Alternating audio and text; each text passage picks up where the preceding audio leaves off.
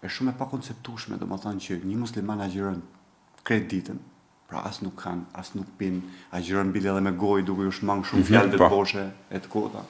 Nuk ka marrëdhënie intime me gruan. Dhe vjen perëndimi i diellit dhe e shef që i bën tona këto. Edhe hanë, edhe pinë, edhe shkon në marrëdhënie intime me gruan. Pra, për një menje të krishterë, si më thonë, klasike, thotë, o ndaje më vëlla, o këtë atë, si ka mundësi që i bëhen të dyja?